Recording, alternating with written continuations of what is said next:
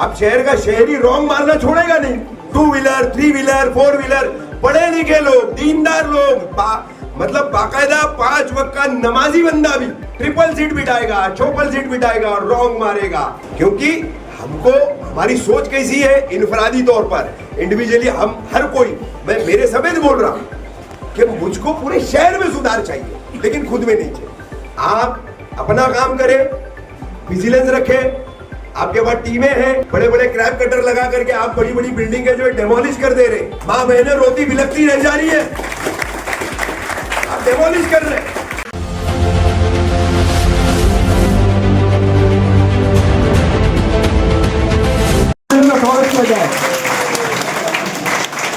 Standing ovation देना चाहिए Ravi Pankaj sir को।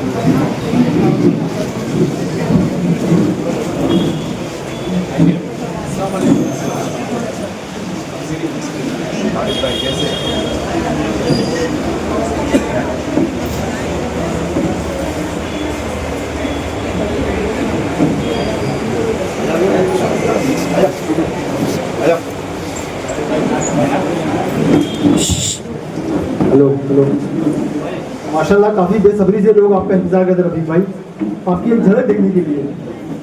अल्हम्दुलिल्लाह आज आपको देख के लोगों के अंदर एक वापस एनर्जी आ गई है। जितने भी हमारे ऑफिस भाई हैं, बहुत दिन के बाद आप उनके रूबरू हुए और सबकी ये तमन्ना थी, सभी यूनियंस के जितने मेंबर्स हैं, कि रफीक भाई को एक बार बुलाया जाए, उनसे एक बार मीटिंग ली जाए। जो लोगों के अंदर अरमान ठंडे हो रहे थे वो आपको देख के वापस से ताज़ा हो जाता है। अल्हम्दुलिल्लाह हमारे दिल अजीज की शख्सियत जनाब रफीक कामदार साहब, हम तहे दिल से शुक्रिया अदा करते हैं कि आप यहाँ तशरीफ लाए और हमारे हॉकर्स यूनियन की जो तरक्की के लिए इन्हीं का हाथ रहा है। मैं इनके लिए एक शेर अर्ज करूँगा कि फानूस बन के जिसकी हिफाजत हवा करे, फानूस बन के जिसकी हिफाजत हवा करे, वो शब पर क्या बुझे जिसे रोशन खुदा करे। गरीब नवाज हॉकर्स यूनियन, आप सब लोग बैठे, आज ये यूनियन जो बनी तो ये तमाम जो है इसका क्रेडिट जो है खास करके मैं बोलूँगा। देखिए, कानूनी तौर पर, प्रोसीजर के तौर पर वो सारा काम, वो सारे रास्ते मैंने ज़रूर दिखाए, लेकिन उसको अमली जामा पहनाने का काम हलीम भाई, वसीम भाई, हमारे कुछ हद तक इसरार भाई, जावेद भाई, ऐसे कई तमाम लोग हैं, बाकी तमाम आप साथी लोग हैं। 2019 में जब आप लोगों को वहां पर लगभग 2-3 साल का पीरियड था, बैठने नहीं दिया जा रहा था, बिल्कुल बैठने नहीं दिया जा रहा था, तो उसी वक्त मैंने हलीम भाई, वसीम भाई, इन तमाम लोगों से जब मेरी मीटिंग हुई थी, ये लोग मेरे पास आए थे इस मसले का हल क्या और कैसे किया जाए, तो इसके लिए मैंने कहा था कि देखिए, 1 लकड़ी और 20 लकड़ी इकट्ठा होना फर्क पड़ता है। तो सबसे पहले क्या चाहिए? यूनिटी। और अक्सर आप लोगों ने देखा होगा, सुना होगा, जब भी हम लोग इस तरह से मिलते हैं, हमारी कोई मीटिंग होती है, हमारे बीच में बातचीत होती है, तो मैं आप तमाम लोगों को एक ही बात अक्सर समझाता हूं कि आप अपनी यूनिटी सबसे पहले कायम रखें। यूनिटी में आज ये पावर है कि आपका विधायक बोलता है कार्रवाई पीले पट्टे के बाहर, ये आपकी यूनिटी की जीत है।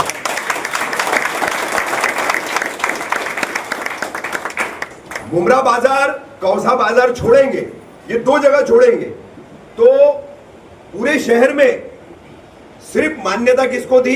गुलाब park. Rajiv Gandhi hawkers union उस मार्केट को चलाती है, सिर्फ उसको मान्यता थी। हमारे चौथे टर्म के आमदार विधायक जितेंद्र आवाड़ भी जो है, सिर्फ उसी को लीगल मार्केट कहते थे। टीएमसी भी उसी को मानती थी, है ना।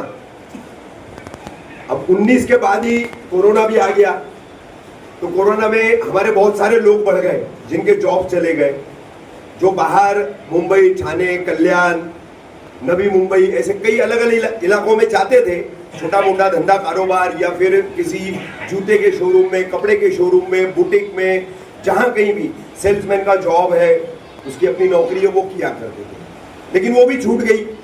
छोटा मोटा धंधा कर रहा आदमी वो भी बंद हो गया।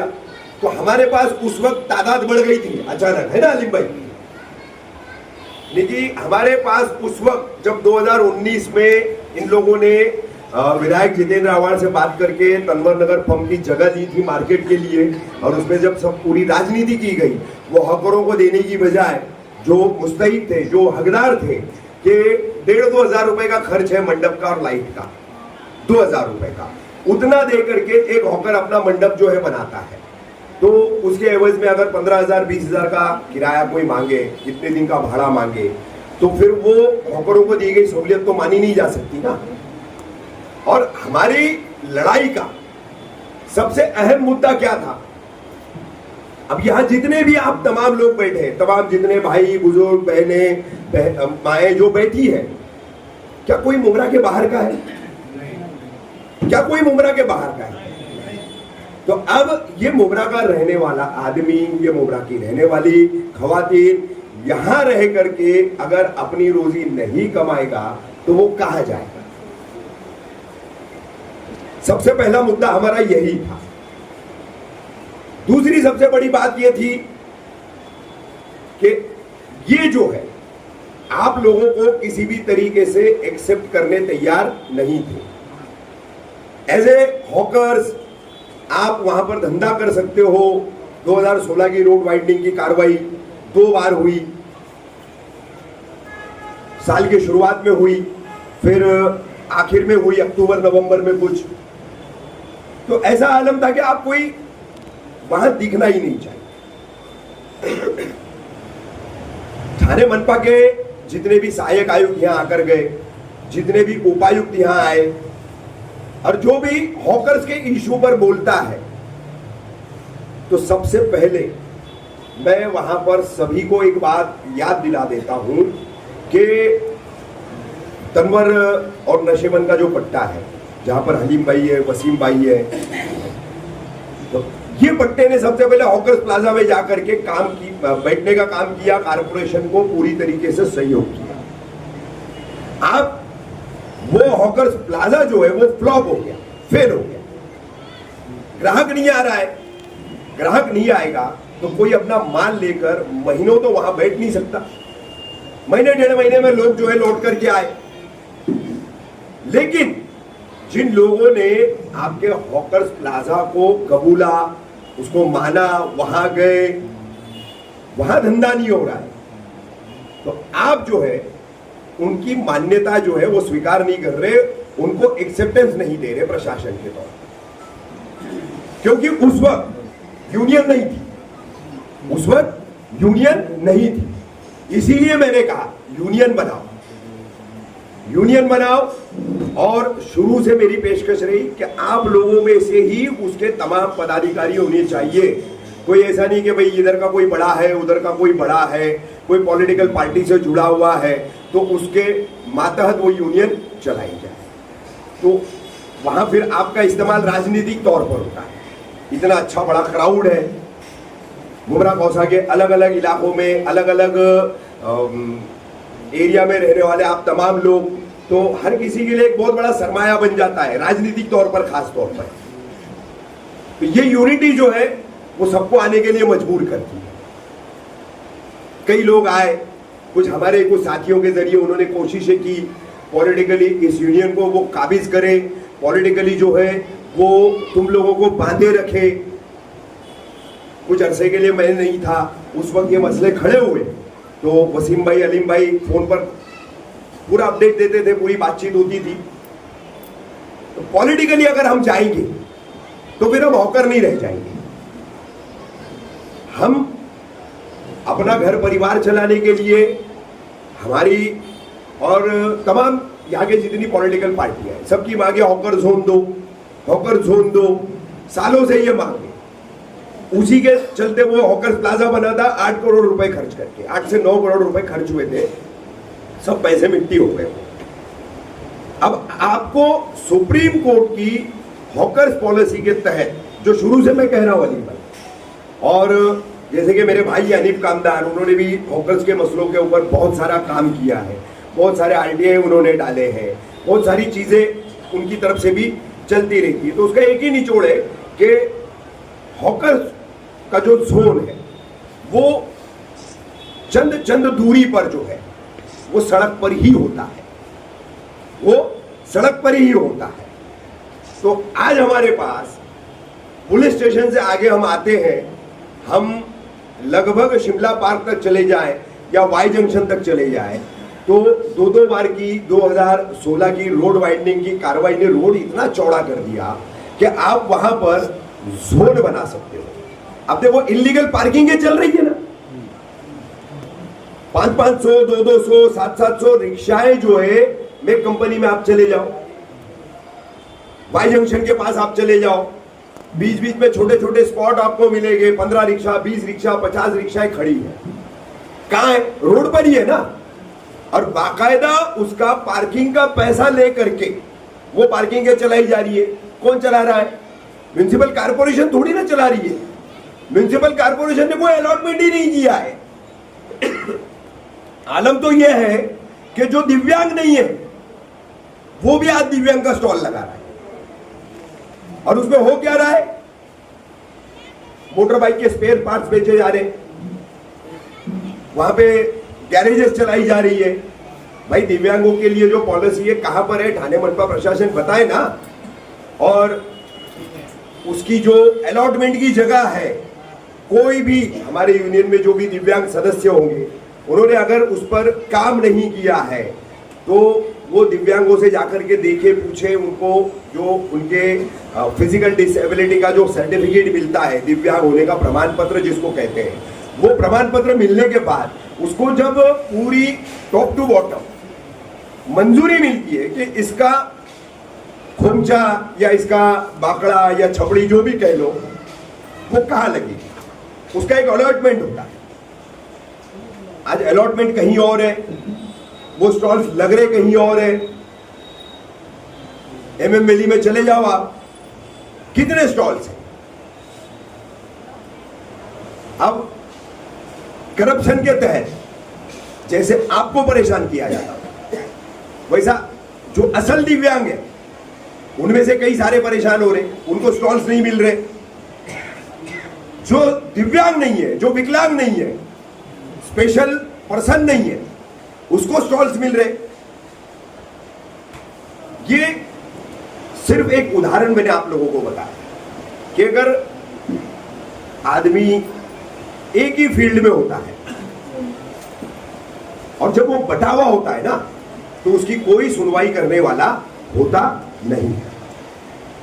ये यूनियन यहां तक लाने में, इतना आप लोगों को सबको जोड़ने में, हलीम भाई है, जावेद भाई है, उनके तमाम साथी है, रहीम भाई है, सभी के नाम तो मैं नहीं ले पाऊंगा, तैयब भाई वगैरह जो है, मतलब दोस्त अपार्टमेंट का पट्टा है, ठीक है, वहां पर खाला है, वो आपा है, और ऐसे ये नशेबन में बैठती है आपा, वो आपा नशेबन की तरफ लगाते हैं ना। हाँ, तो ये लोग देखिए शुरू से जुड़े, कहीं डगमगाई नहीं, कहीं गए नहीं, किसी की तरफ घूमने का मामला। जैसे कुछ लोग आए बीच में, दोस्त अपार्टमेंट के पट्टे में कोशिशें की, उन्होंने अपने तौर पर कुछ चलाने की कोशिश की, ठीक है, लेकिन कुछ अरसा चला, फिर नाकाम हो गए। तो इंपॉर्टेंट क्या है? इंपॉर्टेंट है आपकी एकता, आपकी यूनिटी। अगर नशेमन के पट्टे में कुछ हो रहा है तो तनवर और दोस्त अपार्टमेंट दोनों पट्टे के लोगों ने मिलकर के नशेमन के अपने भाइयों के साथ में खड़ा रहना। आगे के किसी के पट्टे में कुछ हो रहा है तो बाकी के दोनों पट्टे के लोगों ने, 4 पट्टे थे हमारे पास, किस्मत हमने एक्सक्लूड कर दिया। क्यों कर दिया? सभी लोगों को पता है, सभी लोगों को पता है। अब बीच में फिर एक बार कार्रवाई का जो दौर चला तो भागकर आए वो किस्मत वाले हमारे पास। भागकर आने के बाद में हमने मदद की। क्यों की? कि भाई हमारे शहर के लोग हैं, हमसे उन्होंने वफा नहीं की, हमसे उन्होंने वफा नहीं की, क्योंकि 2022 का वो वक्त सभी को याद है कि किस्मत के पट्टे से या नईम खान साहब के बंगले से लेकर के कब्रिस्तान के कॉर्नर तक, 2 अपार्टमेंट के पट्टे तक, किस तरह से रॉइड कंट्रोल पुलिस को भेज करके सबको डंडे मार करके काला नीला करके भगाया जा रहा। तो कितनी हमने जद्दोजहद की, राजनीतिक तौर पर, एडमिनिस्ट्रेटिव लेवल पर हमने कितनी बड़ी उस वक्त लड़ाई लड़ी, कितना प्रेशर हमने किस तरीके से बनाया, जिसके बाद उस वक्त के सहायक आयुक्त थे सागर सालुंके और Dhananjay Gosavi executive deputy engineer थे, फिर एग्जीक्यूटिव बने। धनंजय गोसावी के नाम से आप कोई भी ऐसा नहीं है जो ना वाकिफ हो। पिछले साल 2 साल में जो आया होगा वो शायद नहीं जानता होगा, लेकिन धनंजय गोसावी ये जो इंजीनियर थे हमारे एग्जीक्यूटिव, उनको सभी जानते हैं। तो वो किस तरह से कार्रवाई करते थे, क्या करते थे, सभी को पता है। अब वो 2022 का मामला होने के बाद किस्मत के तमाम वो हॉकर्स हमारे साथ थे, बैठने मिल गया, चले गए। हमारी अलग यूनियन है, वो 50 आदमी अलग है, वो 50 आदमी अलग है। आप अलग से कुछ देने लेने पहुंचाने के लिए पैसे इकट्ठा कर रहे हो, मुझे कहने की जरूरत नहीं। शुरुआती दौर से जब इसका नाम हमने संघर्ष हॉकर्स यूनियन रखा था, पहला नाम, और संघर्ष को बदल करके फिर गरीब नवाज किया गया, तो संघर्ष के शुरुआती दौर से लेकर अब तक का ये, जब आप लोगों से मैं मिलता हूं, कभी आकर के मैं 2 अपार्टमेंट में मिला हूं, कभी नशेमंद तनवर पे मिला हूं, तो उस वक्त वसीम भाई है, हलीम भाई है, इसरार भाई भी थे, काफी नाराज है बेचारे, ठीक है, अल्लाह उनकी नाराजगी को दूर करे, पुराने साथी हमारे इसरार भाई, लेकिन सोच का कुछ फर्क, समझने का कुछ फर्क। एक टीम है तो टीम को टीम की तरह लेकर चलना पड़ता है। जब से यूनियन बनी अब तक यहां हलीम भाई खड़े हैं, वसीम भाई है, रहीम है, जावेद भाई खड़े हैं, बिलाल भाई है, ऐसे कई लोग हैं जो अक्सर मुझसे मीटिंग करते, कोई भी मसले मसाइल में, तो मशवरे में जो बरकत है, शुरुआती दौर में इनके जिद पर, इनके बिल्कुल फोर्स करने पर 2 साल तक लगभग अध्यक्ष वही था यूनियन का। उसके बावजूद जब हमारी मीटिंग्स होती तो मैं इनसे सामने से सजेशंस मांगता था, इनके सुझाव मांगता था। मैं अध्यक्ष हूं इसलिए मैं कुछ कह दूं, वही करना चाहिए, वही करना पड़ेगा, तो ऐसा भी नहीं होना चाहिए, ऐसा भी नहीं होना चाहिए। और मेरी हमेशा एक ही बात रही है, हलीम भाई है, वसीम भाई है, जावेद भाई है, तैयब भाई है, कई सारे पुराने लोग जो आते जाते हैं, रहीम भाई है, मैं अक्सर एक ही बात पे इनसे अड़ा हुआ था कि मेरे पास वक्त नहीं रहता इतना कि मैं बार बार आ सकूं, तो मैं साथ में हूं आप लोगों के, हर हाल में साथ में हूं। आप लोग अपने में से अध्यक्ष चुनो, प्रेसिडेंट जो है वो अपने में से चुनो, कोई पॉलिटिकल या बाहर का आदमी अध्यक्ष नहीं होना चाहिए, ये मेरी सबसे पहली शर्त। देखिए, एक हॉकर का दर्द कौन जान सकता है, दूसरा कोई जानेगा? अब हमारे साथ में हॉकर बोल करके हमारी बदकिस्मती क्या है कि शहर की ट्रैफिक जाम का ठीकरा हमारे सर पड़ा है ना। ट्रैफिक जाम हुआ नहीं तो चिल्लाना शुरू कर देंगे, फोटो वीडियो सब वायरल होना शुरू हो जाएंगे। हॉकर जिम्मेदार है, हॉकर जिम्मेदार है। अब ये सब्जेक्ट इतना बड़ा है ना मुमरा कौसा की लेवल पर ट्रैफिक जाम का, कि उस पर अगर 2 घंटा कंटिन्यूस में बोलूंगा तब भी कम पड़ेगा, क्योंकि ये मैटर ऑफ मेंटालिटी है।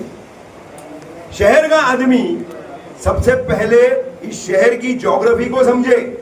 ये एक सड़क पर बसा हुआ शहर है, इसको ईस्ट वेस्ट नहीं है, इसको इंटरकनेक्टिविटी बहुत है, लेकिन एग्जिट पॉइंट्स जो है ना बहुत कम है।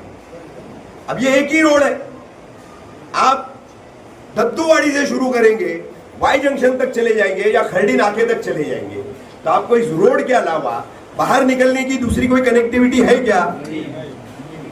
तो फिर आपको उस सड़क का इस्तेमाल जो है, जो हमारा दीन भी सिखाता है, आका नबी करीम सल्लल्लाहु अलैहि वसल्लम और उनकी हदीसें भी सिखाती है कि हमको सड़क पर चलना कैसे, हमको सड़क पर चलना कैसे है, गाड़ी लेकर के जाना कैसे। अब शहर का शहरी रॉन्ग मारना छोड़ेगा नहीं।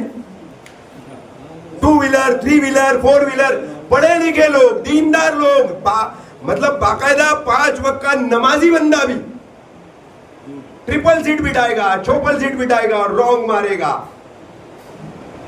क्योंकि हमको हमारी सोच कैसी है, इनफरादी तौर पर इंडिविजुअली हम हर कोई, मैं मेरे समेत बोल रहा हूं कि मुझको पूरे शहर में सुधार चाहिए, लेकिन खुद में नहीं चाहिए।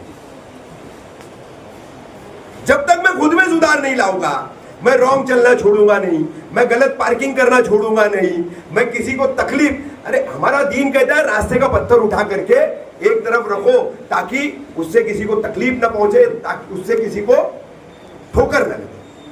ये हमारा दीन कहता है, ये हमारी किताब, हमारा कुरान कहता है, हमारे आका नबी करीम सल्लल्लाहु अलैहि वसल्लम हमको फरमाते हैं। और हम क्या करते हैं, हम हर्डल बनते हैं और फिर हम एक दूसरे पे ठीकरा फोड़ते हैं। फिर हमारी एक रिक्शा पकड़ने की आदत है मुमरा कौसा वालों की, बीच रोड पर हमको रिक्शा चाहिए। प्रेग्नेंट औरतों को मैंने देखा है, बात किया हूं, कम उम्र की है, बोला बेटा ये तुम अपनी जान का खिलवाड़ कर रही हो, बीच रोड पर रिक्शा में बैठ रही हो, अगर चलती गाड़ी आ गई तुमको टक्कर मार दी, तुम 2 जान से हो, क्या होगा? अपनी जान की परवाह नहीं। बीच रोड पर रिक्शा खड़ी करके उतरना है, अगर वो रिक्शा वाला बाई तरफ ले लिया तो उसने गाली खाना पक्का, क्योंकि हमारा तो शहर पटेलों का है ना, पटेलों का शहर है। हर कदम पर, हर गली, हर नुक्कड़ पर एक पटेल मौजूद है।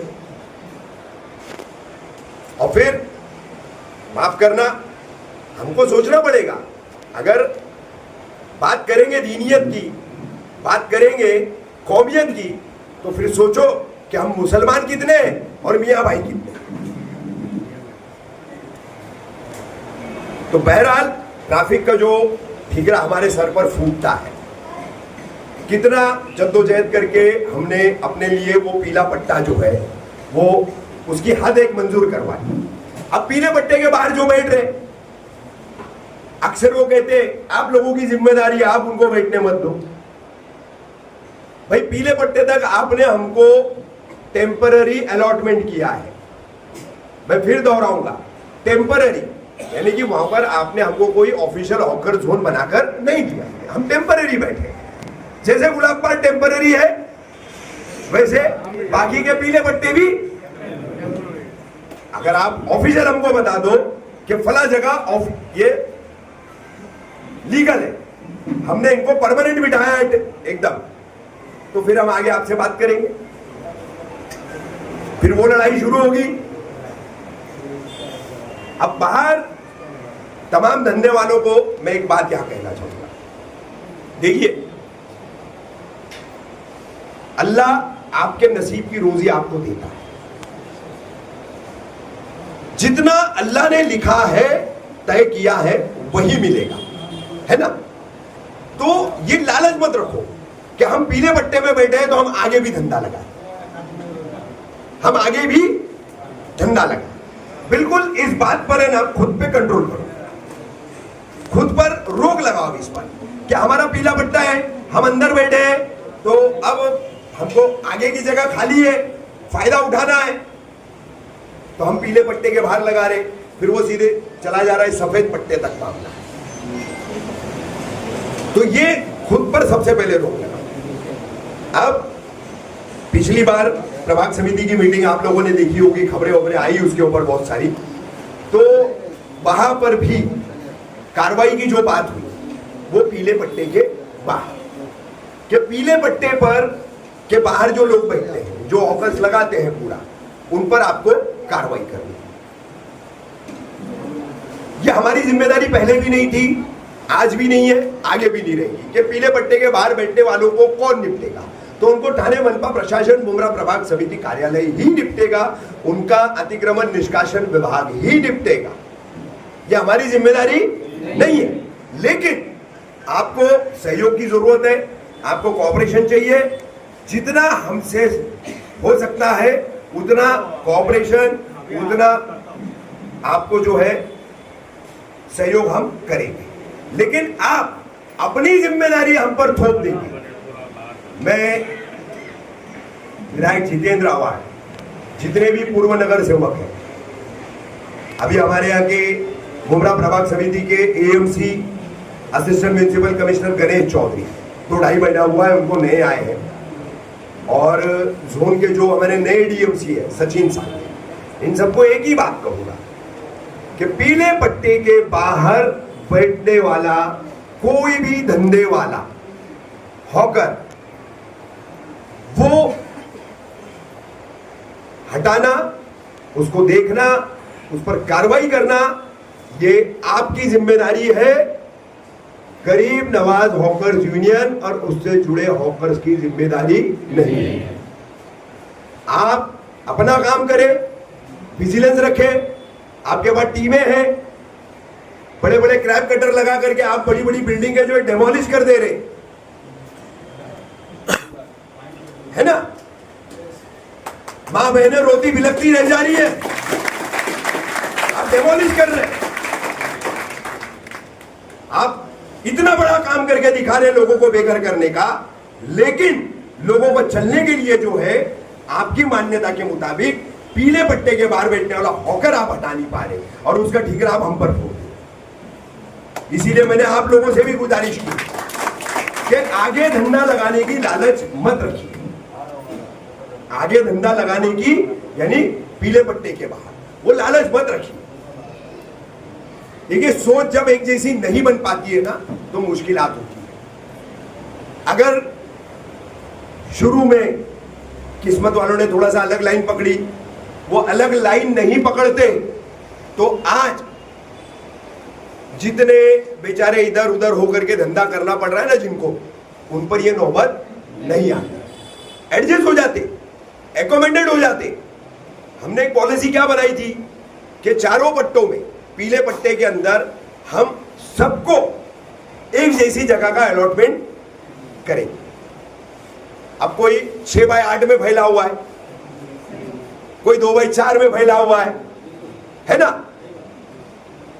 यानी कि भाई मेरे पीछे इन्वेस्ट करने वाला, फाइनेंस करने वाला या मुझे माल देने वाला जितना बड़ा उतना मेरा धंधा बड़ा। तो आपका दीन आपको क्या सिखाता है? हमको कुरान ने क्या हुक्म दिया है, आका नबी करीम सल्लल्लाहु अलैहि वसल्लम की हदीस ने क्या हुक्म दिया है?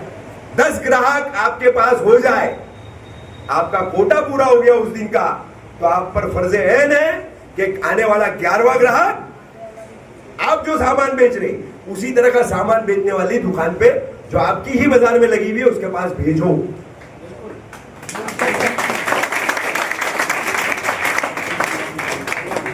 ये हदीस हम में क्या पैदा करती है? एकता, यूनिटी, एक दूसरे की फिक्र, एक दूसरे के फैमिली की फिक्र, एक दूसरे के परिवार की फिक्र। आका नबी करीम सल्लल्लाहु अलैहि वसल्लम की यह हदीस हम में वो जज्बा पैदा करती है। लेकिन हम अपने फायदे में, अपनी खुदगर्जी में सब कुछ मुझे ही लपेटना है, सब कुछ मुझे ही लेना है। क्या ले जाओगे यार? माँ पेट नंगा पैदा होते, कफन और मसाला जो लग के जाता है ना, खुशबू लग के, वो बोनस है। बाकी क्या ले जाएंगे? कोई चीज नहीं ले जा पाएंगे। कम से कम हम अपने साथियों के लिए, अपने भाइयों के लिए एक अच्छी साफ सुथरी सोच तो रख सकते। और वो साफ सुथरी सोच नहीं रखोगे तो ये एका कायम नहीं रहेगा। ज्यादा कमाना, ज्यादा मुझे कमाना है, ज्यादा मुझे कमाना है। जितनी जिम्मेदारी है आपकी, परिवार का खर्च चलाना है, बच्चों का एजुकेशन है, बीमारियां हैं, 100 तरह के खर्च होते हैं। हर एक फैमिली के पीछे, उसको चलाने वाले के पीछे 100 तरह के खर्च होते हैं। लेकिन जब हमारा यकीन है कि रोजी का देने वाला वो रज़्ज़ाक है, तो इस तरह के लालच का मतलब क्या? मत करो। ना पीले पट्टे के आगे सफेद पट्टे तक खुद धंधे लगाओ। जो लगाएंगे उन पे प्रशासन कार्रवाई करेगा। पिछले एएमसी थे तो अलीम भाई, वसीम भाई, ये तमाम जाकर के उससे बराबर राब्ते में थे। अब ये गणेश चौधरी से भी मुलाकात हुई है ना आप लोगों की, तो उससे भी मिले हैं। तो ये देखो 2-3 लोग हैं। अब ये कौन है? आप जैसे हॉकर्स ही है ना, लेकिन आप लोगों के पीछे वक्त दे रहे हैं। यहां से लेकर के आपके तमाम हॉकर्स के फॉर्म भरवाना, उसका बायोमेट्रिक करवाना, जिनका बायोमेट्रिक अभी तक नहीं किया गया, रुका करके रखा गया था, उन लोगों के लिए जद्दोजहद करना। तो ये आप लोगों को जो है इतना सारा काम करके दे रहे, तो थोड़ा सा एक नजरिया ये भी रखिए कि हमारे जैसे ही हॉकर्स है, अलीम भाई जो हमारे अध्यक्ष बने, हमारे जैसे हॉकर्स ही है, वसीम भाई, जावेद भाई, इनके बाकी के तमाम साथी, बिलाल भाई है, रहीम भाई है, ये तमाम लोग, इनके भी धंधे। लेकिन टाइम निकाल करके थाने कारपोरेशन 5 पाखाड़ी हेड ऑफिस जाना, मुब्रा प्रभाग समिति कार्यालय जाना, जहां जरूरत पड़े, कोर्ट की जरूरत है, बीच में यूनियन के रजिस्ट्रेशन के लिए तो लगातार दौड़ना पड़ रहा था। तो सब जगह वो जाते हैं, अपना धंधा छोड़ना पड़ता है ना उनको, या किसी के सुपुर्द करना पड़ता है। कभी घर में कोई अवेलेबल नहीं है, कोई भाई नहीं है कि आज बैठ नहीं सकता है, तो नुकसानात वो लोग भी उठाते, नुकसानात जाती तौर पर वो लोग भी उठाते। लेकिन कभी वो लोग आपसे शिकायत करते हैं क्या? नहीं करते। तो आप लोग भी जो है इस तरीके से ऐसी सोच को लेकर के चलो कि आप में देखिए डिफरेंसेस ऑफ ओपिनियन होना चाहिए। मेरी सोच अलग अलग होती है, सोच किसी भी मुद्दे पर, किसी भी इशू पर अलग अलग हो सकती है, लेकिन उस सोच की वजह से जो है आप में मनमुटाव नहीं होना चाहिए, आप में कोई तनाव नहीं होना चाहिए, किसी तरह का आपसी टकराव नहीं होना चाहिए। बात है कोई आपस में कुछ लग रहा है, बैठिए, बात कीजिए एक दूसरे से। एक दूसरे से बात करने से दिल भी हल्का होता है और बात भी हल्की होती है, और उसमें से रास्ता निकल करके मसला खत्म भी हो जाता है। तो अब सफर जो है हलीम भाई और वसीम भाई और उनके तमाम जितने भी साथी है, जावेद भाई है, ये सब यूनियन का लेकर के चल रहे, आगे बढ़ रहे हैं। आप लोग इसी तरीके से इनके साथ में कायम दायम रहिए। देखिए इसमें साथ में बने रहना, साथ में बने रहना, इस काम को मजबूती देते रहना, ये हर एक का इंफरादी फायदा है। आप जितने भी बैठे ना, सबका फायदा है, सिर्फ इनका नहीं है, या इनका चुनिंदा आप में से 10, 20, 25, 50 साथ देंगे तो उनका नहीं है, हर किसी का फायदा है। जब शुरुआत किए थे कितने लोग थे अलीम भाई? गिने चुने, शुरुआत किए गिने चुने लोग थे, लेकिन अल्हम्दुलिल्लाह आज इतना बड़ा कारवा और काफिला बना हुआ। आज प्रशासन को भी सोचना पड़ता है ना, प्रशासन मनमानी करने पर आता है। जैसे रमजान के दौरान, रमजान से पहले करने की कोशिश की तो हमने दिया जवाब प्रशासन को, प्रशासन को बताया, तो फिर प्रशासन जो है चुप हुआ, घुट्टों के बल आया। तो ये सिर्फ एकता कराती है, सिर्फ एकता। इस एकता को कायम रखो। अपनी यूनियन के जो अध्यक्ष है, जनरल सेक्रेटरी है, ट्रेजरर है, ये तमाम जितने भी लोग हैं, बाकी जितने एक्टिव मेंबर्स हैं, ये देखिए किसी भी तरह को कोई धंधा नहीं कर रहे। आप लोग देखते हैं और भी यूनियनें चल रही है, कितना पैसा लिया जाता है, जगह भाड़े पे कैसी दी जाती है, उससे कितना पैसा लिया जाता है, लाइट का अलग क्या, बाकी की बहुत सारी चीजें हैं। कौन ऐसा है जिसको नहीं पता है? लाखों रुपए की महीने की उगरानी है, लाखों रुपए। आप क्या दे रहे यूनियन को? जोर की आवाज में मुझे बताओ, क्या दे रहे? 300 रुपया महीना, 10 रुपया पर डे, है ना? क्या भारी है 10 रुपया, मुझे बताइए। अब आपके लिए हॉकर्स के फॉर्म जो है वो फिर से रिलीज करवाना, आपके बायोमेट्रिक के लिए दौड़ना, कभी कार्रवाई के मामला लगातार आते तो उसमें दौड़ना, तो यूनियन के पदाधिकारी दौड़ेंगे तो कब तक अपनी जेब का खर्च करेंगे? और इज्तिमाई लोगों के लिए दौड़ रहे हैं ना, तो इसलिए बिल्कुल एकदम मिनिमम, काफी सोच विचार करके हम लोगों ने जब फर्स्ट टाइम ये बात संघर्ष के ही वक्त से शुरू है। तो उस वक्त जो है सभी हम लोग बैठे थे, तो हम लोगों ने तय किया था कि बहुत ज्यादा नहीं, जितना भागदौड़ के लिए, पेपर वर्क के लिए, ऑफिशियल वर्क के लिए खर्च लगेगा उतना ही पैसा रखो। अब उसमें से भी हमारा एक कंसेप्ट था, लेकिन ये टूट फूट, फिर भागना, मुसीबत निकल गई तो मुंह घुमा लेना, ये जो मेंटालिटी कई लोगों की हमारे सामने जब आई ना, तो फिर हम लोग थोड़ा रुक गए।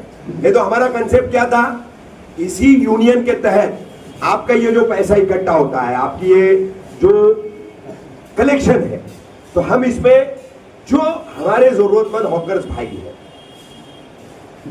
सिर्फ रिफंडेबल कंडीशन पर उसको लोन देने का हमारा एक कंसेप्ट था कि भाई किसी को 10,000 की जरूरत है, आज कुछ वजूहात से घर में कोई बीमार पड़ गया, उसके पीछे 4 पैसे उसके ज्यादा खर्च हो गए, उसके पीछे जो है कुछ अचानक अखराजात ज्यादा आ गए, तो आज माल लाने के लिए पैसा कम पड़ रहा है, नहीं है, तो ऐसे उस हॉकर्स को यूनियन की तरफ से लोन दिया जाए। उसकी एक टाइम लिमिट रहेगी, उतने टाइम लिमिट में उसने वो पैसा लौटाना है, उस पर किसी तरह का कोई सूद, उस पर किसी तरह का कोई प्रॉफिट बिल्कुल नहीं।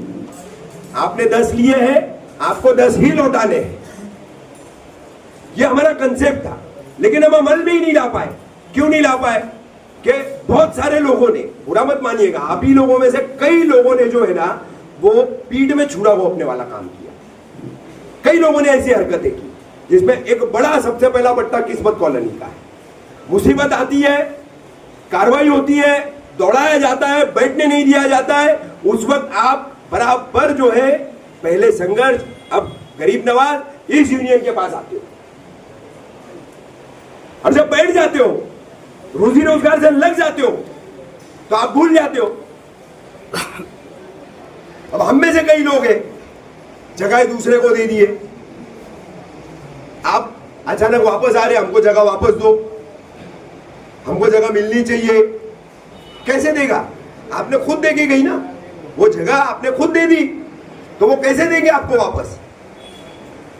कईयों को आगे आना है, कईयों को आगे आना है, मैं पीछे हूं, मैं पीछे हूं, धंधा नहीं होता है, धंधा नहीं होता है, यानी कि तुम्हारा अल्लाह पे भरोसा, तुम धंधा नहीं होने का रोना रो रहे हो। इसका मतलब है कि तुम्हारे को यकीन ही नहीं है कि अल्लाह तुमको रोजी देगा। सब्र नाम की भी कोई चीज है जिस पर अल्लाह ने, आका नबी करीम सल्लल्लाहु अलैहि वसल्लम ने फरमाया कि बिल्कुल सब्र की रस्सी को मजबूती से थामे रहो।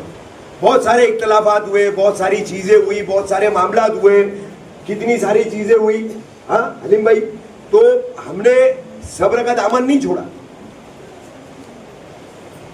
इंटरनल डिफरेंसेस भी हुए, इख्तलाफात हुए, लेकिन उसको झगड़ों की शक्ल कभी नहीं दी गई, न लेने दी गई। बैठो, आपस में बात करो, एक दूसरे को एक दूसरे की गलती बताओ, आप यहां गलत हो, आप यहां गलत हो।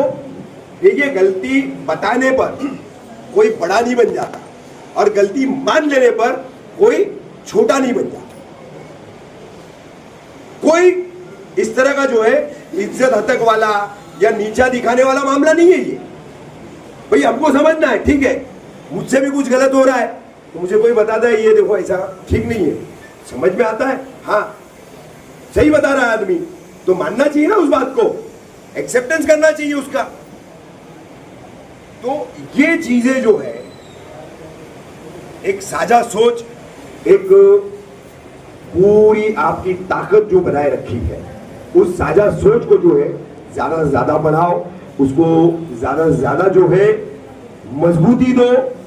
आपकी यूनियन जिस तरीके से 2019 में, अब नए जो लोग होंगे उनको पता है कि नहीं पता है मुझे नहीं मालूम, जब वो तनवर पर पेट्रोल पंप पर आप लोगों को जगह देने के लिए इनसे बातचीत हुई, और फिर अचानक उसका चार्ज दूसरे को दे दिया गया, और फिर 15,000, 20,000, 25,000 ऐसे गाले के मांगे जाने लगे। तो उस वक्त अलीम भाई, वसीम भाई, इन लोगों ने मुझे इत्तला दी ऐसा ऐसा सब मामला है। तो पहले दिन से मैं वहां आ रहा था। अब क्या हुआ, खंडनी का केस बना दिए मेरे ऊपर। उसके बाद एक पीठ पर ब्लेड मारा और चला गया, बोला रफीक कामदार ने मुझे मारा ब्लेड से। अरे अल्हम्दुलिल्लाह, अल्लाह ने बहुत सलाहियत, बहुत हैसियत, बहुत ताकत और बहुत मेरे जरिए जो है ना बड़े वसी रखे। बड़ी बात से तो इस्तेमाल करने पर आऊं तो बहुत कुछ साफ कर सकता हूं, बहुत कुछ, लेकिन कभी उन रास्तों पर चलने का सोचा नहीं, क्योंकि ये झगड़ा कोई मेरा जाति झगड़ा नहीं है। मेरा कहना इतना ही है, मेरे शहर के लोग हैं, ये हमारे शहर के लोग हैं, इनका हक बनता है। ये कहीं कल्याण, मुलुंड, घाटकोपर, विक्रोली, भिवंडी जाकर के धंधा नहीं कर सकते, ये यही धंधा करेंगे। आप हॉकर जोन बना के नहीं दे पा रहे हो, ये आपकी कमी है, आपकी गलती है, इसलिए आज उनको वहां बैठना पड़ रहा है। अब आपने टेम्पररी हमको पीला पट्टा अलॉट किया है, तो आप जल्द से जल्द जो है जोन बनाने की तैयारी करें, उसका इंप्लीमेंटेशन करें। क्योंकि मैंने जैसे बताया, पुलिस स्टेशन से लेके वाई जंक्शन तक हम अगर देखेंगे, आप शमशाद नगर के बाद देखिए कितना बड़ा डीप पट्टा है, उसके सामने तबेले के पास देखिए कितना बड़ा डीप पट्टा है, जैसा हमारा 2 अपार्टमेंट का डीप पट्टा है। ऐसे कई जगह है, कई जगह है। आप ऑफिशियली वहां पर पार्ट पार्ट में हॉकर जोन दे सकते हैं, लेकिन मसला क्या है, देने की नीयत नहीं। अभी देखो वो चौपाटी बनी रेती मंदिर में, पिछले हफ्ते मेरे को खुलासा हुआ, मैं चौंक गया एकदम। यानी कि लगभग 500-600 करोड़ रुपए बजट की वो चौपाटी बन रही है, जो बेहयाई और बेशर्मी का अड्डा बनते जा रही है। क्या हो रहा है वहां? फैमिली जा सकती है क्या? जा ही नहीं सकती। कोई बाल बच्चेदार आदमी, कोई औरत अपने बच्चों को लेके, अपनी बेटियों को लेके जा ही नहीं सकती। बहरहाल, अब वो चौपाटी में जो पूरा 3.5 किलोमीटर का पट्टा था, उसमें से 1 किलोमीटर एक्सक्लूड कर दिए, छोड़ दिए। तो वो छोड़ दिए, बोले वो उनकी जमीनें थी ना, ये थी ना, वो थी ना, ऐसा करके छोड़ दिए। तो मैंने ऑफिसर को पूछा, ऑफिशियल ऑर्डर बताओ। संजीव जायसवाल के टाइम का, जिसने रोड वाइंडिंग करके सारे हॉकर्स बिल्कुल साफ करने की एकदम यहां पर मुहिम चलाई थी। तो बोले नहीं, ऑफिशियल ऑर्डर नहीं। वो जाओगे आप तो अब वहां पर वो बाहर लगी हुई गाड़ियां छोड़ दीजिए, फूड कार्ट जितने लग रहे हैं ना, हाथ गाड़ी है या वैन वगैरह में खाने पीने की चीजों का धंधा वहां जो लग रहा है, जो बाहर की छपड़ियां, वो नहीं, वॉल के अंदर आप देखो इंडियन स्ट्रीट फूड, फिर इसका कंटेनर, उसका कंटेनर, इसका ऑफिस, उसका ऑफिस। तो भाई चौपाटी बन रही है या क्या बन रहा है? तो करप्शन इनको हर जगह करना है, और इसी करप्शन के तहत ये आपके हॉकर जोन पर पिछले 20 साल से काम नहीं कर पाए। तैयारी रखिए, अब बारिश जैसी खत्म होगी तो अलीम भाई है, वसीम भाई है, जावेद भाई है, तैयब भाई है और रहीम भाई वगैरह, जितनी भी अपनी ये पूरी टीम है, इंशाल्लाह बारिश के बाद हम DMC, encroachment demolition, zone DMC और कमिश्नर और फिर एमएलए जितेंद्र रावत, ये 4 लोगों से हम लोगों को इतनी ही तादाद में जाकर के मिलना है, और मिल करके हमारे यूनियन के लेटरेट पे हम मांग करेंगे कि भाई जल्द से जल्द आप हॉकर जोन बनाने की प्रक्रिया शुरू करो। ये हमेशा का झंझट, आज कोई साल 2 साल की तो बात नहीं है ना। आज लगभग हम कम से कम पकड़े तो 15 से 20 साल का अरसा तो है, 15 से 20 साल है ज्यादा, लेकिन चलिए हम कम पकड़ दे, 2015 से भी पकड़े हम तो आज 10 साल हो गए, 2010 से पकड़ते 15 साल हो गए। आप हॉकर जोन दे ही नहीं पा रहे हो साहब। जब आप हॉकर जोन दे नहीं पा रहे हो तो हमारे जिस हॉकर भाई के पास 900 रुपए की पावती है, 100 रुपए के फॉर्म की पावती है, तो कानून बोलता है आप उस पर कार्रवाई नहीं कर सकते। उसने बाकायदगी से 100 रुपए का फॉर्म आपसे खरीदा, आपके विंडो से, वो आपको भर करके उसने अपने डॉक्यूमेंट्स के साथ सबमिट किया। उसके लिए जो प्रोसेसिंग फी है वो फीस 900 रुपए की उसने अदा की। उसके बाद उसकी पावती है। अब 900 रुपए की पावती देने के बाद आपने लीगल हॉकर्स उसको बनाने के बाद, डिक्लेयर करने के बाद, लगभग कितने हॉकर्स की लिस्ट है वो हनीम भाई जो आप लाए? नहीं, ऑल ओवर थाने मनपा 6-7 हजार, कुछ 7 हजार के करीब है ना, कुछ 7 हजार के करीब कुछ है पूरे 9 प्रभाग समितियों की। अब हमारे मुमरा में कितने बता रहे वो? 89। अब 89 तो हमारे अकेले एक दोस्त अपार्टमेंट के पट्टे में आ जाते हैं। हाँ, तो आगे तनवर है, नशेबन है, किस्मत है, फिर गुलाब पार्क है, फिर अब तो मित्तल गेट तक आ गया सब मामला। भाई ठीक है, देखो जरूरत है आदमी को, कहीं नहीं मिलता है जहां दिखेगा कि मैं यहां खड़ा हो सकता हूं, मेरा माल बेच सकता हूं, मेरे बाल बच्चों के लिए 2 रोटी यहां कमा सकता हूं, तो वो करता है। अब वो पट्टे में तो आप देखो कितने मतलब ऐसे लोग बैठे हैं बेचारे कि मतलब वो जूनी पुरानी चीजें भी वो लोग बेच रहे हैं। ठीक है, ये काम अब हमको करना है कि बारिश जैसा ही खत्म होती है, अगस्त महीना ये जाता है, तो हम सितंबर में पूरी तरह से हॉकर जोन 2 का हल्ला बोल करेंगे।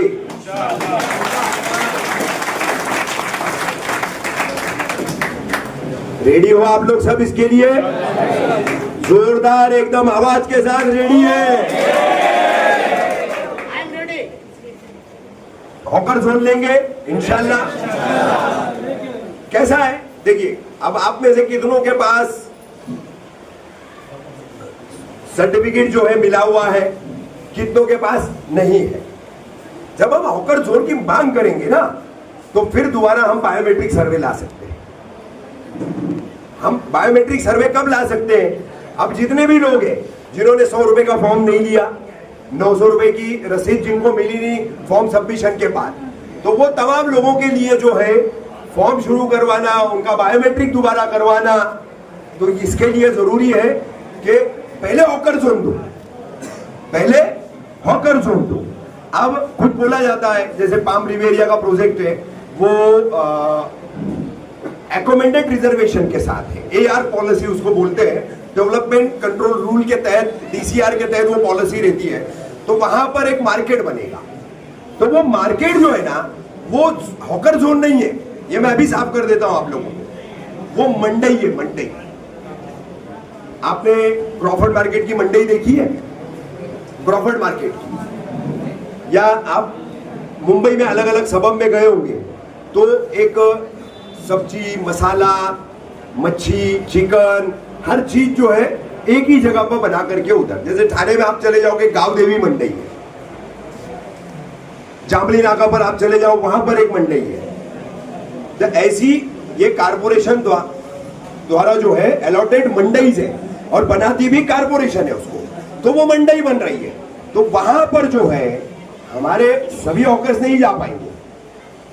सभी हॉकर्स, जैसे आप में से कई लोग जो है वो जूता चप्पल का धंधा लगाते हैं, आप में से कई लोग जो है कपड़े का धंधा लगाते हैं, अलग अलग वेराइटी है, तो सारी चीजें वहां एकोमेंडेड नहीं, वो हॉकर जोन नहीं है, वो मंडई है। उस पर कोई मेरी बात हुई थी, मुझसे कहा गया था कि हम लोग बना रहे तो उसको ऐसा हैंड ओवर करेंगे, वैसा हैंड ओवर करेंगे, तो मैंने कहा ठीक है आप लोग बोल रहे हो, लेकिन ये हॉकर जोन नहीं है, ये मंडई है। तो मंडई को आप हॉकर जोन बना करके कैसा हॉकरों को दे सकते हो, हमारी यूनियन के लोगों को कैसा दे सकते हो? पहला वो प्रोसीजर मुझे आप बताओ, क्योंकि मंडई का कंसेप्ट बिल्कुल अलग होता है और हॉकर जोन का कंसेप्ट जो है वो बिल्कुल अलग है। उसके लिए नियम कानून में थोड़ा फर्क है, इसके लिए नियम कानून में थोड़ा फर्क है। और हॉकर्स का धंधा जो है वो मंडई में कभी होता नहीं है, उसका धंधा जो है सड़क के ही जोन पे होता है। इसमें जैसे मैंने आप लोगों को पता नहीं होगा तो रिपीट कर दूं, सुप्रीम कोर्ट के गाइडेंस पर, ऑर्डर पर हॉकर्स पॉलिसी बनी, जिसमें सुप्रीम कोर्ट के साफ तौर पर ऑर्डर्स थे, डायरेक्टिव्स थे कि एक कामकाजी आदमी, अभी तसव्वुर कीजिए आप में से कोई डेली मुंबई जाता है काम पर, रोजाना मुंबई जाता है, सुबह ट्रेन पकड़ता है, रात को ट्रेन पकड़ करके लौट कर आता है, 9-10 बजे उसको घर लौटना होता है। तो उस वक्त घर से फोन आता है कि ये चीज नहीं है, वो चीज नहीं है, आते हुए लेते आना। ये बात सुप्रीम कोर्ट ने पॉइंट आउट करके कही है, जो मैंने अभी आपको बताई, कि काम पर से लौटने वाला आदमी 2-5 किलोमीटर और दूर किसी बाजार में नहीं जाएगा। वो घर जाते हुए जो रास्ते में हॉकर्स है, सब्जी वाले हैं, मसाले वाले हैं, इमिटेशन वाले हैं, ग्रोसरी वाले हैं, जो भी है, जितनी भी वैरायटी फैकल्टी है, उस वहीं से वो खरीदी करके घर पर जाएगा। तो वो अलग से मार्केट में नहीं जाएगा। ये ऑब्जर्वेशन सुप्रीम कोर्ट का। तो सुप्रीम कोर्ट ने उसी के तहत बोला कि आपको सड़क पर ही जोन देने हैं, लेकिन उसके डिस्टेंस को मेंटेन करते हुए। भाई 100 मीटर दूरी पर एक है, फिर अगले 100 मीटर दूरी पर एक है। जैसे कि एक लाइन बन गई है हमारे यहाँ, अभी हमारे यहाँ जो है एक लाइन बन गई है, यहां से हम शुरू करेंगे अमृतनगर से, मित्तल के नाके से, तो हम कब्रिस्तान तक, तो ये एक पूरा घेटो बन गया ना, घेटो बन गया। अब यही घेटो अगर हम पार्ट में इसको जोन में डिवाइड कर देंगे तो गर्दी भी डिवाइड हो जाएगी, भीड़ भी डिवाइड हो जाएगी। वो भीड़ जो है वो एक ही पट्टे में नहीं आएगी पूरी। हाँ, रमजान में कोई इलाज नहीं है, रमजान में कोई इलाज नहीं। रमजान में पूरा शहरी जोन है, साफ बोलता हूं, क्योंकि अब जरूरतमंद लोग इतने बढ़ चुके हैं, महंगाई बढ़ रही है, चीजों का मामला ऐसा हो गया है, कमाई कम होती जा रही है लोगों की, तो आदमी कैसे गुजारा करे। त्योहार का मामला रहता है, रमजान का मामला रहता है, रोजे रखने होते हैं, घर में बाल बच्चे बीवी सभी रोजे रखते हैं, तो आदमी सोचता है कि कहीं से तो मैं 2 पैसे कमा लूं और अच्छे से कमाऊं। कहीं डाका तो नहीं डाल रहा है, कहीं ड्रग्स तो नहीं बेच रहा है, कहीं छीना झपटी तो नहीं कर रहा है, मेहनत करके ईमानदारी से हलाल रिज़्क कमाने के ऊपर उसका जोर होता है। तो इसलिए रमजान में भी जो है, अभी ये रमजान में तो आप लोगों को शायद पता नहीं होगा कि बंबई तक के हॉकर्स हमारे शहर में आए थे, देखे होंगे आप लोगों ने। क्यों आए? वजह यही है कि अब बीजेपी सरकारों ने जो एक ट्रेंड सेट कर रखा है ना, किसी भी स्टेशन के बाहर अब्दुल नहीं चलेगा, किसी भी स्टेशन के बाहर अब्दुल नहीं चलेगा। जाके देख लीजिए आप, नाखोदा मोहल्ला का हाल, क्रॉफर्ड मार्केट, लोहार छाल, उस तरफ के जितने मार्केट्स हैं, बैठने नहीं दे रही है बीएमसी, बीएमसी बैठने नहीं दे रही है, धंधा करने नहीं दे रही है। तो रमजान में हमारे पास ऐसे बहुत सारे ऑफर्स आए, दीवा के ऑफर्स आए, दीवा के ऑफर्स। अमृतनगर में मेरे ऑफिस के नीचे धंधा लगाया उन्होंने अजीब, मेरे ऑफिस के नीचे एक गुजराती है, एक राजस्थानी है, मारवाड़ी, दोनों ने धंधा लगाया, जीन्स शर्ट बेच रहे। मोहल्ले के कुछ बच्चे आए, पैसा दो, इतना देना पड़ेगा। तो करीब में ही वो देखा होगा आप लोगों ने, एक दीनी किताबें इतर वगैरह बेचने वाला आरिफ करके लड़का है, उसका टपरी है, उसकी गन्ने के जूस वाला है, और उसके बाजू में तो आरिफ ने वो बच्चों को बोला है, चाचू बहुत मारेंगे, हाँ इधर पैसा वैसा मांगने आएंगे ना तो बहुत मारेंगे तुमको, भागो इधर। चाचू ने उनको हाँ बोले लगाने के लिए। अब जगह खाली पड़ी है, कहीं से कोई आया है उम्मीद लेकर के, आस लेकर के, वो हिंदू है कि वो मुसलमान है कि वो ईसाई है कि सिख है, वो नहीं देखना है हमको, वो नहीं देखना है। हमारे दीन ने क्या कहा, कोई आपसे मदद मांगता है और वो मदद का मुस्तहिक है तो उसकी मदद करो, उसकी मदद होनी चाहिए। अब वो गुजराती भाई था, वो राजस्थानी भाई था, मारवाड़ी भाई, दोनों ने अपने अपने धंधे लगाए। अच्छा, वो कहीं और आगे लगा रहे थे, वहां पर उनसे पर डे पहले 1000 रुपया लिया गया और आखिरी 2 दिनों में उनको बोला गया कि अब पैसा बढ़ा के देना पड़ेगा। कितना? 1500 रुपया। उसने बोला भाई इतना तो नहीं दे पाऊंगा मैं। तो ये पहले जीन्स और शर्ट का धंधा लगाने वाला जो गुजराती था, वो भी दीवा का ही, तो उसने उसको बोला अरे मैं जहां लगाता हूं वहां तो पैसा ही नहीं लेते, और कोई अगर आता भी है तो उसको भगा दिया जाता है। अरे बोले कहाँ है? तो दूसरे दिन उसको वो राजस्थानी मारवाड़ी को भी वो लेकर के आया और उसने उधर अपनी जीन्स का उसने भी धंधा लगाया। मैंने दोनों से कहा कि जाकर के दीवा में बताना मुमरा में किस शान से धंधा करके आया।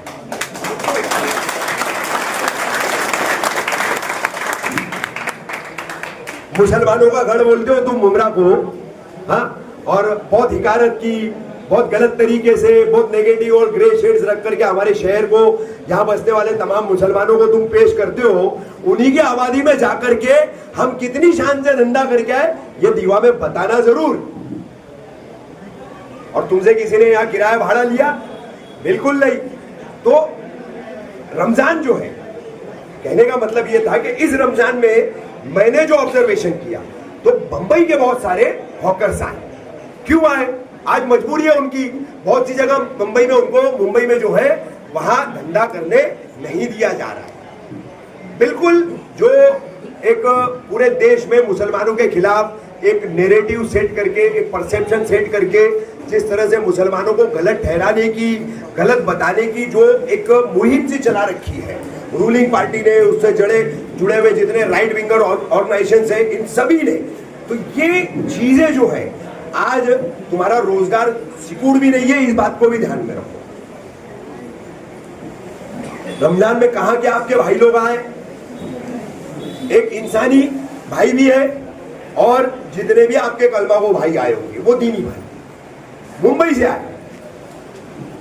अब ये सोच रखो कि हमारे शहर में हम धंधा कर रहे हैं तो हमारे जैसे और जितने भी हैं उन सभी को भी बिल्कुल किसी को तकलीफ दिए बगैर, ट्रैफिक को जो है अड़चन किए बगैर, किसी तरह का कोई इशू क्रिएट किए बगैर हम सभी को जो है साथ में लेकर कैसे चल सकते हैं। हम सभी का नहीं कर सकते, 100% नहीं कर पाएंगे। वो सिर्फ करने का काम अल्लाह की जात का। किसी में भी इतनी ताकत नहीं है कि इनफरादी तौर पर एक रफीक कामदार 10,000 का भला कर देगा, 5,000 का भला कर देगा, नहीं। ये सिर्फ सुई के नोक बराबर या नाखून बराबर की कोशिश होती है, और इसी कोशिश को फिर सबको मिलकर के आगे बढ़ाना होता है। और उसी तरीके से हलीम भाई, वसीम भाई, जावेद भाई, तमाम बाकी रहीम भाई और ये तमाम लोग जो है, इन लोगों ने आपको जोड़ने का काम किया। इस एका को कायम रखो। आगे वक्त और करवटें लेगा, वक्त आगे और करवटें लेगा। अभी बता दूं, जैसे मैंने बोला 25 बिल्डिंगें टूटी, कितनी? और उसी पट्टे में फिलहाल 100 बिल्डिंग का और नंबर है। 100 बिल्डिंगे। कहां जाएंगे लोग? लोग कहां जाएंगे? ये बात ध्यान में रखो कि मुमरा कौसा हो या शील हो, वहां का इलीगल कंस्ट्रक्शन थाने म्युनिसिपल कॉर्पोरेशन को दिखता है कब? बन जाने के बाद। आदमी परिवार रहने के लिए आ गया उसके बाद, क्योंकि जब बन रहा है तब तक जो है हरि हरे गांधी बापू की झालर जो है आंखों पे चढ़ी हुई है, तो उस झालर के पार कुछ दिखता ही नहीं है।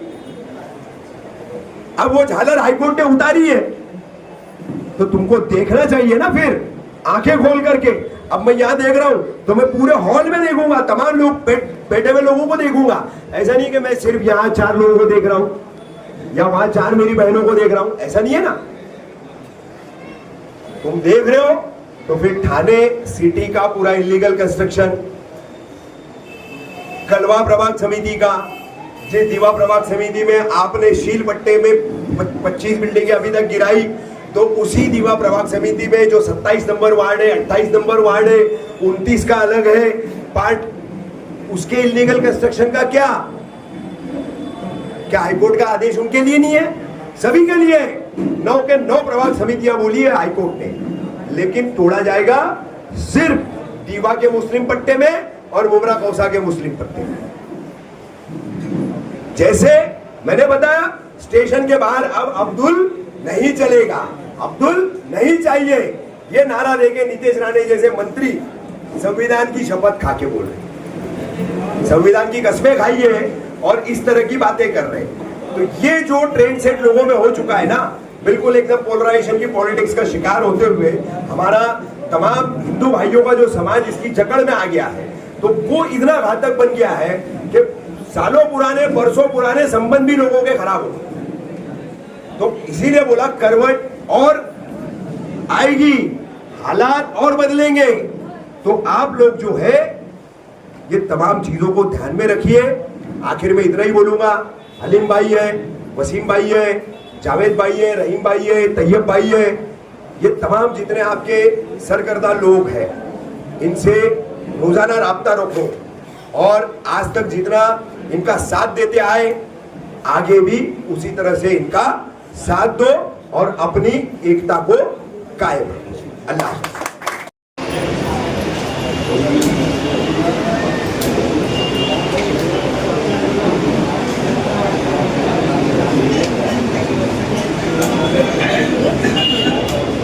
अस्सलाम वालेकुम।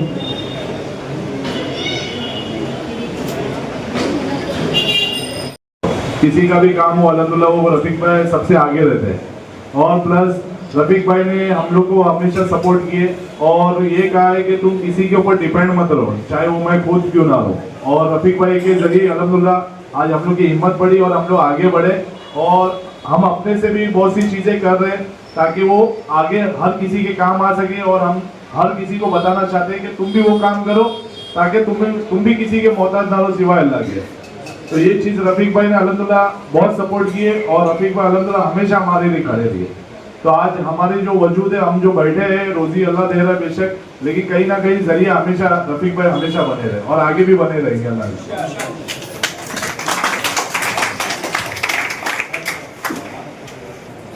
थोड़ा सपोर्ट रहा है तो माशाल्लाह हमेशा से रहा है। ये यूनियन की जो बुनियाद पड़ी है वो रफीक भाई के जरिए से ही पड़ी है, क्योंकि रफीक भाई के पास हम लोग पहले से, मैं वसीम भाई, हम लोग जाते रहते थे।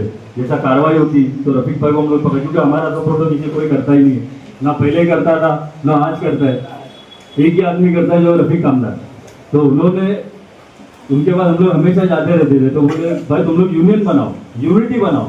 उनका एक ही सवाल, हम लोग को सवाल था कि यूनिटी बनाओ। तो हम लोग बोले ठीक है चलो यूनिटी बना दे इंशाल्लाह। हम लोग ने यूनियन बनाया। यूनियन बनाने में पूरा सपोर्ट रफीक भाई का था हर तरीके से। उसके अंदर भी हम लोगों को बहुत तकलीफ हुई, हमारे बीच के लोग हमारे दुश्मन बन गए। तकलीफ बोले भाई तुम जी इसको ये बनाओ, वो बोले ये बोले, ये नहीं देख रहे कि सबका भला होगा। तो उसमें भी रफीक भाई ने बहुत सपोर्ट किया माशाल्लाह, कई सालों से सपोर्ट करते आए और आज भी सपोर्ट कर रहे हैं। कुछ भी कर लिया था। 19 दिन कार्रवाई हुई फरवरी के अंदर, जो हमारे उस्मान भाई ने बताया कि 19 दिन किस तरीके से कार्रवाई हुई। तो रफीक भाई को हमने जब भी कॉल किए या जब भी उनसे टाइम मांगे तो रफीक भाई ने अपना काम छोड़ के हम लोगों को टाइम दिए और हमारा काम किए।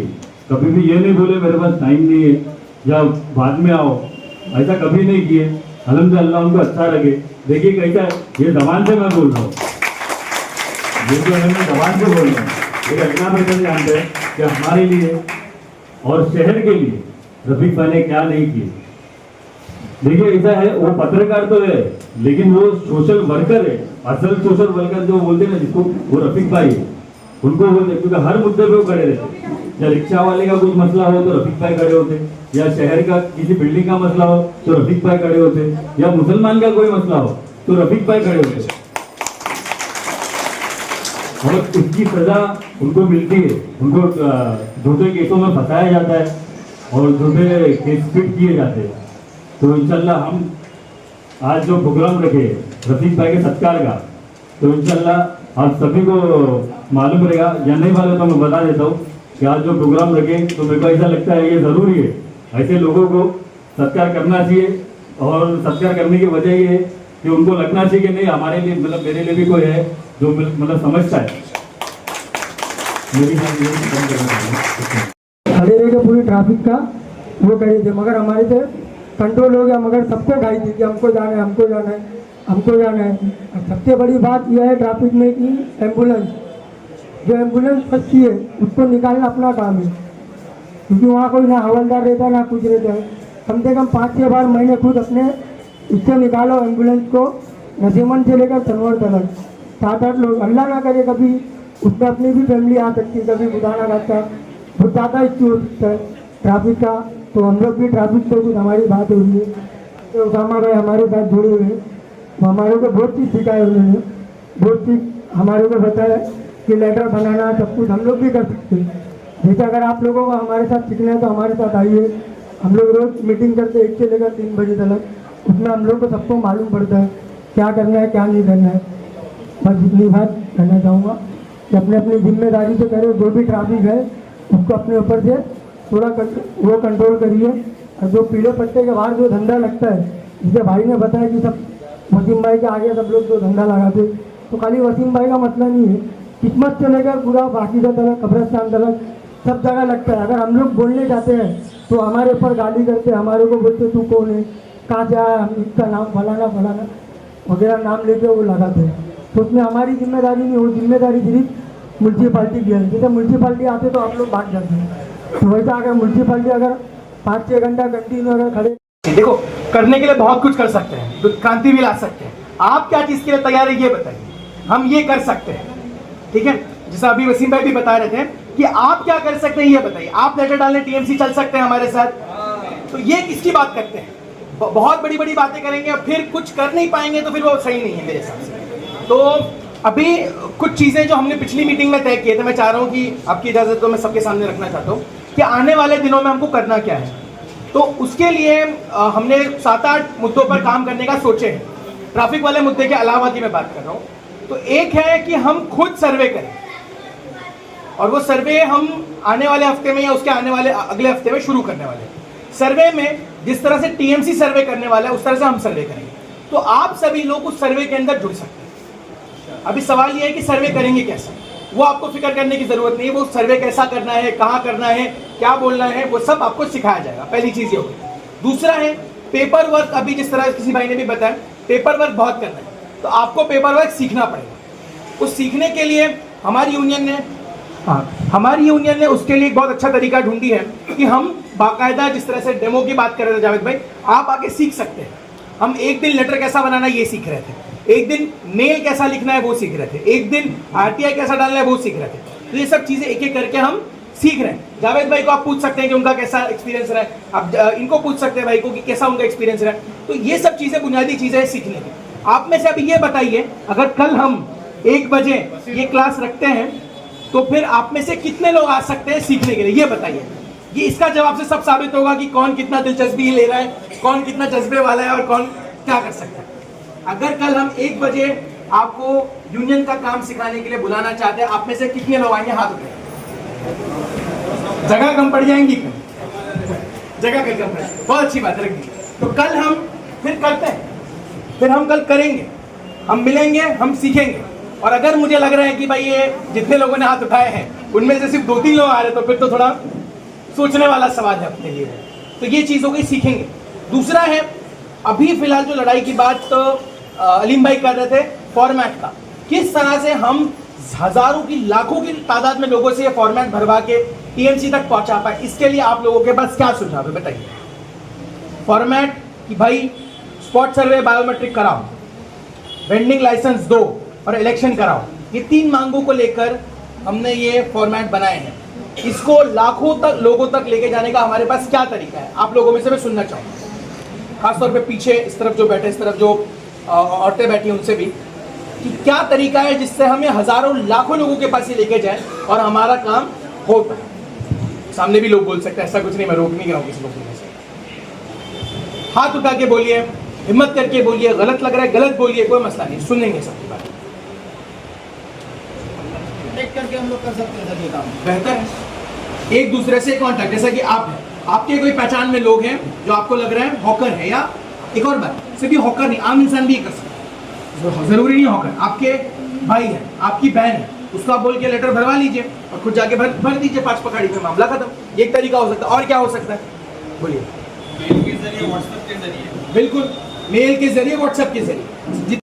उसको लेके कौन जाएगा, कब जाएगा, कैसे जाएगा, ये अगर आप बता पाए या कोई भी बता पाए कि वो करना कैसे है, एक दूसरे से बता दे। सब मैंने उनको बताया और इन्होंने मेरे को लेटर बना के फिल करके दे दिए, भर के दे दिए। अभी इसको मैं टीएमसी के पास कैसा लेके जाऊँ? जिम्मेदारी लेने तैयार है कुछ लोग अपने में से कि भाई हम टीएमसी लेके जाएंगे। बताइए कौन ले सकता है इसकी जिम्मेदारी, हाथ उठा के। कौन ले सकता है? यूनियन ही लेके जाएगी, जाने के पैसे यूनियन ही देगी, फिक्र मत करिए। हम लोग साथ में चलेंगे, साथ में नहीं, यही तो है खेल। साथ में तो चलने का कोई बड़ा मामला नहीं। मैं जिम्मेदारी लेता हूं, मैं मिसाल दे रहा हूं, मैं उसामा जिम्मेदारी लेता हूं कि सभी लोगों का लेटर मैं लेके जाके टीएमसी में जमा करूं। ऐसी जिम्मेदारी कौन लेता है? 2 लोग हमारे बीच में से तैयार हैं जो इस जिम्मेदारी को ले। बहुत खूब, बहुत अच्छा, ये चीज सामने आई है।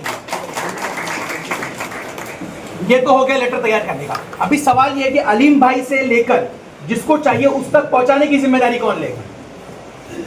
कि भाई मैं जिम्मेदारी लेता हूं कि मैं प्रिंट आउट लूंगा और जिसको चाहिए उस तक दे के आऊंगा, इसकी जिम्मेदारी कौन ले सकता है? 2 लोगों ने ले लिया, बहुत खूब। मैं इनके नाम लिख लीजिए वैसे में, नाम तो आपको याद ही नहीं। आपका नाम क्या है भाई? क्या? मुदस्सिर भाई ने जिम्मेदारी ली है कि वो सभी का लेंगे और उनको जमा करेंगे। जी बोलिए। आप भी जिम्मेदारी लें। 2 लोग हमारे पास जिम्मेदारी लेंगे, बहुत खूब। इसी तरह से सभी जिम्मेदारी लेंगे ना, तो ये सब चीजें जितनी भी हम बात करें कब हो जाएगा पता भी नहीं चलेगा। बहुत खूब। उसके अलावा सर्वे का जो सर्वे की जिम्मेदारी कौन लेने तैयार? कि सर्वे की मैं सब आपको सिखाया जाएगा, सब आपको बताया जाएगा। मुदस्सिर भाई वापस जिम्मेदारी ले लेते। और कौन तैयार है? बहुत खूब, 3 लोग हैं, 3 लोग तैयार हैं। तो ये सभी लोगों के नाम हम हमारे पास तैयार करेंगे और कैसा इसको करना है आगे लेके। लेकिन बाकी जो शांत बैठे हुए लोग हैं, मेरा उनसे सवाल है, आप लोग क्या करने वाले हैं? आप लोगों से सवाल है, खड़े होके बोलिए। जो शांत थे 5 लोग थे, लोग बोल रहे थे कुछ, बाकी सब शांत थे। 115 लोग, 110-15 लोग शांत थे। आप लोग क्या करने वाले हैं? और क्या कर सकते हैं इसमें? और कोई काम नहीं, आप मुझे बताइए आप लोग क्या कर सकते हैं। मैं कैसे आपको बताऊं आप लोग क्या कर सकते हैं? आप लोग बताइए आप लोग क्या कर सकते हैं और इस मुद्दे को मजबूत करने के लिए, यूनियन को बढ़ाने के लिए, अपने जो रोजमर्रा के मुद्दे उस पर लड़ने के लिए आप क्या कर सकते हैं? मुझे जितना मालूम था मैंने आपको बताया। बहुत तैयार करके वो हैंड ओवर करेंगे यूनियन को। ठीक, कैसे तैयार करें? आप लोग फॉलो करेंगे, बताएंगे ना। चलो बहुत अच्छी बात है। और क्या कर सकते हैं? आइडियाज आप में से आना चाहिए। मुझे जितना मालूम था, वसीम में भी जितना मालूम था, अली में भी जितना, सब बता दिया आपको। हमारा इससे ज्यादा हम सोच नहीं सकते। आप लोग बताइए और क्या कर सकते हैं और क्या सोचा जा सकता है इस तरह? पीछे बहुत लोग शांत बैठे हैं, पता नहीं क्यों। अच्छा चलिए, यूनियन को बढ़ाने का क्या तरीका हो सकता है? यूनियन मजबूत किस तरह से करेंगे? मेंबर और कैसे जोड़े जाए ये बताइए। सोचिए, मतलब फिर बताइए कौन मसला है।